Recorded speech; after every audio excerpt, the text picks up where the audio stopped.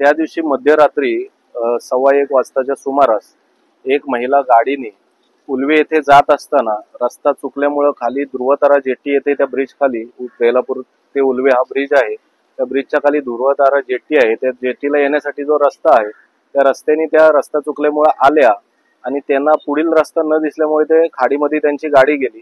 त्यांची गाडी जाताना आमचे इथे सागरी पोलीस सुरक्षा दलाचे PSI अलंकारजी म्हात्रे यांनी तेव्हा गाडी पाण्यामध्ये जाताना पाहिली. आम्ही या ठिकाणी ध्रुवतारा जेट्टी येथे Aryan pumps and enviro solution private limited तसेच इंडियन रेस्क्यू अकॅडमी यांच्या मार्फत MTHL ब्रिज रेस्क्यू कामाकरिता आम्ही इथे उपस्थित होतो. त्यावेळेस उपस्थित असताना अलंकार म्हात्रे सरांनी आम्हाला त्वरित इन्फॉर्म केलं की एक महिला इथे गाडी चालवत पाण्यामध्ये गेलेली आहे. आम्ही इथे स्पॉटवरती पोहोचलो. काही सेकंदातच पोहोचल्यावरती आमच्या निदर्शनास आलं ती महिला गाडीतून बाहेर येऊन वाहत चालली होती. त्याच वेळेस आमचे जवान संस्कार नागती यांनी पोहोच जाऊन त्यांना वाचवलेलं आहे. 24 आणि 25च्या मध्यरात्री पहाटे 1 ते 1:15 वाजता एक महिला तिच्या ऑडी कारमधून बेलापूर किल्ला जंक्शन कडून उलव्याच्या दिशेने जात असताना बेलापूर ब्रिजच्या अगोदरच एक जेट्टी उलवा जेट्टीकडे जाणारा एक सर्व्हिस रोड आहे आणि त्या सर्व्हिस रोड पाऊस पडत असल्यामुळं आणि रात्र असल्यामुळे तिचं रोडचं कन्फ्युजन झालेलं आहे आणि त्यामुळे ती महिला जेट्टीच्या दिशेनं असलेल्या सर्व्हिस रोडवर ती पुढे आली आणि ती गाडी सहित त्या खाडीमध्ये पडलेली आहे. त्यावेळी तिथं सागरी सुरक्षा दलाचे PSI म्हात्रे आणि रेस्क्यू टीमचे जवान तिथं उपस्थित होते. त्यांनी तातडीनं सदरची घटना पाहिली असता त्या महिलेला सुरक्षितपणे बाहेर काढलेला आहे. आता ती सुरक्षित आहे का किंवा काय आव्हान करणार? आता ती अगदी सुरक्षित आहे.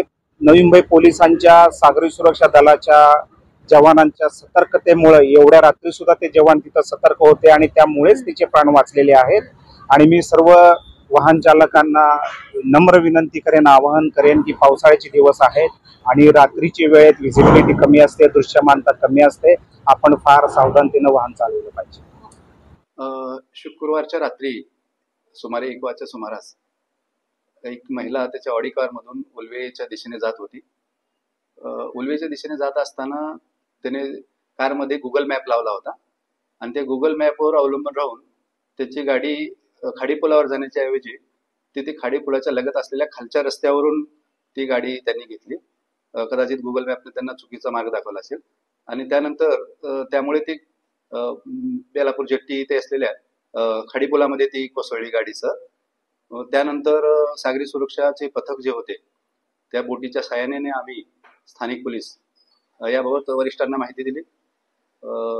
त्यांच्या मार्गदर्शनाखाली आम्हाला त्यांना वाचवण्यामध्ये यश आलेलं आहे.